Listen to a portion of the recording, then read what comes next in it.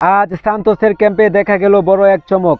Injury নিয়ে দুশ্চিন্তার মাঝে অনুশীলনে ফিরেছেন নেইমার জুনিয়র এবং তিনি প্রস্তুত স্পোর্টস রেসিপির বিপক্ষে গুরুত্বপূর্ণ ম্যাচে মাঠে নামার জন্য। বৃহস্পতিবার ভিলাবেলমেরোতে দলের সঙ্গে অনুশীলন করেছেন নেইমার। এমনকি ম্যাচের আগের দিন স্টার্টার লাইনআপের অংশ হিসেবেও কিছু সময় কাটিয়েছেন তিনি। অনুশীলন শেষে তার হাঁটুর আরও কিছু অতিরিক্ত পরীক্ষা করা হয়েছে।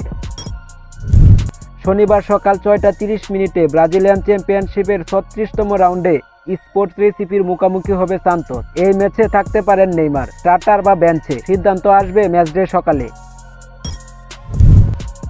ক্লাবের আনুষ্ঠানিক স্কোয়াড এখনও প্রকাশ করা হয়নি, তবে নিশ্চিত করা হয়েছে নেইমারকে স্কোয়াডে রাখা হয়েছে। তবে প্রতিদিন তার শরীরের প্রতিক্রিয়া পর্যবেক্ষণ করা হচ্ছে। যদি অবস্থা খারাপ হয় তাকে স্কোয়াড থেকে বাদ দেওয়া হতে পারে। কয়েকদিন আগে নেইমারের বাম হাঁটুতে মেনিসকাস ছিঁড়ে যাওয়ার সমস্যা ধরা পড়ে। চিকিৎসকদের পরামর্শ ছিল এই মৌসুমে আর না খেলাই ভালো। তবুও দলকে বিপদে দেখে মাঠে ফেরার লড়াই করছেন তিনি। এদিকে নেইমারের অফিসিয়াল ওয়েবসাইট অ্যাকাউন্টে পোস্ট করা হয়েছে কিছু ছবি এবং লেখা হয়েছে রেডি ফর টুমরো, যা পুরো সান্তোস সমর্থকদের মধ্যে তৈরি করেছে ব্যাপক উত্তেজনা। সপ্তাহ জুড়ে কোচ জোয়ান পাবলো কাজ করেছেন নেইমারকে ছাড়াই, কিন্তু ম্যাচের আগের দিন অনুশীলনের একটি অংশে তার ফিরে আসা ইঙ্গিত দিচ্ছে যে স্টার্টিং লাইনআপে থাকতে পারেন তিনি।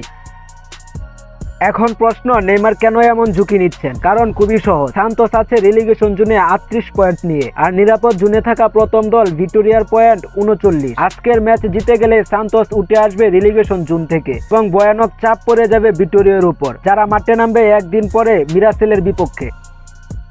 নেইমার জানেন এই ম্যাচ শুধু 3টি পয়েন্ট নয়, এটা সান্তোসের বেঁচে থাকার লড়াই, আর সেই লড়াইয়ে তিনি ফিট না হয়েও নামতে প্রস্তুত। পরিস্থিতি নাটকীয়, উত্তেজনাপূর্ণ এবং ঝুঁকিপূর্ণ। নেইমার কি সত্যিই মাঠে নামবেন? সান্তোসকে কি বাঁচাইতে পারবেন এই সংকট থেকে? আপনাদের কি মনে হয় জানান কমেন্টে।